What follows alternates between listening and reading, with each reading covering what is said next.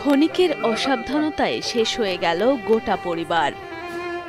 রান্নার সময় রাইস কুকারে বিদ্যুৎ সংযোগ দেয়া মাত্রই বিদ্যুৎস্পৃষ্ট হয়ে একই সাথে প্রাণ গেল মা ও কোলে থাকা ৮ মাস বয়সী শিশুকন্যার।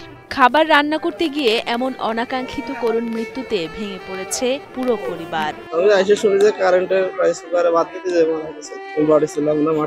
হৃদয় বিদারক ঘটনাটি ঘটেছে মাগুরার সদর উপজেলার টিলা গ্রামে।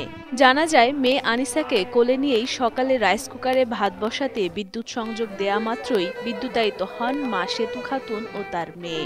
শিশুটির বাবা আওয়াল হোসেন বাড়িতে না থাকায় প্রতিবেশীরা দ্রুত তাদের উদ্ধার করে মাগুরা ২৫০ শয্যা বিশিষ্ট হাসপাতালে নিয়ে গেলে কর্তব্যরত চিকিৎসক দুজনকেই মৃত ঘোষণা করেন। হাসপাতালের জরুরি বিভাগের চিকিৎসক জানান, তাদের শরীরের বিভিন্ন স্থানে পোড়া চিহ্ন ছিল। হাসপাতালে নেয়ার আগেই তাদের মৃত্যু হয়েছে।